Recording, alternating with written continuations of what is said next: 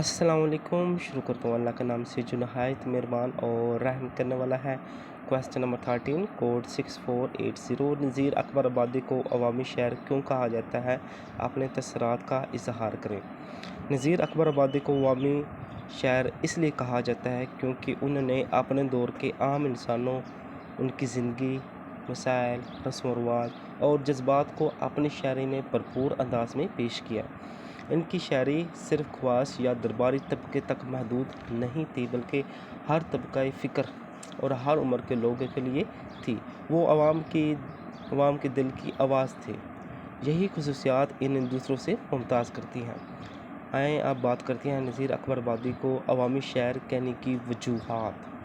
जो पहली वजह है वो है अवामी मौज़ूआत का इंतखाब। नज़ीर ने अपनी शायरी में बादशाहों, वज़ीरों या दरबारी किस्सों की बजाय आम इंसानों की ज़िंदगी को मौज़ू बनाया। इनकी नज़्में आदमी नामा, रोटियाँ,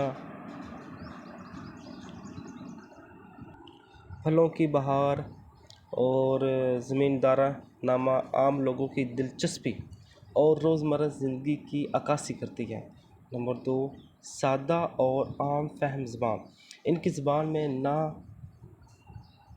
मुश्किल अल्फाज थे, बल्कि वो आम बोल चाल की ज़बान में इशार कहते थे ताकि हर शख्स उनकी बात को समझ सके। नंबर 3, ज़िंदगी के तजुर्बात का अक्स। नज़ीर की शायरी में मज़हब, त्यौहार, दुख, खुशी, मौत, ज़िंदगी, कनात, फ़क्र, इंसानियत जैसे मौज़ूआत नज़र आते हैं जो आम इंसानों की रोज़मर्रा ज़िंदगी से जुड़े हुए हैं। नंबर 4, तंज़ व मज़ाह और हकीकत निगारी।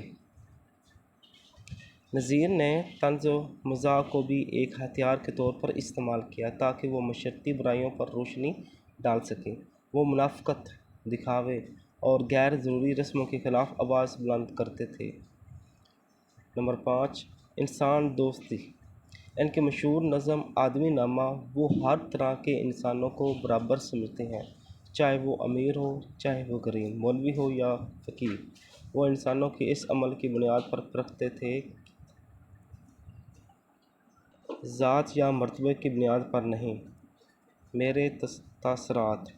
मेरे ख़्याल में नज़ीर अकबर आबादी इसलिए अवामी शायर कहलाते हैं क्योंकि उनकी शायरी सिर्फ़ किताबों तक महदूद नहीं, बल्कि ज़िंदगी के हर पहलुओं से जुड़ी हुई है। उनकी शायर पढ़कर लगता है कि जैसे वो आज के दौर के मसाइल भी बयान कर रहे हैं। वो दिल से लिखते थे और दिल तक चले जाते थे। उन्होंने साबित किया कि शायरी सिर्फ़ बादशाही की तारीफ़ या इश्क व मोहब्बत तक महदूद नहीं, बल्कि इसके ज़रिए आम इंसान की ज़िंदगी को भी खूबसूरती से बयान किया जा सकता है।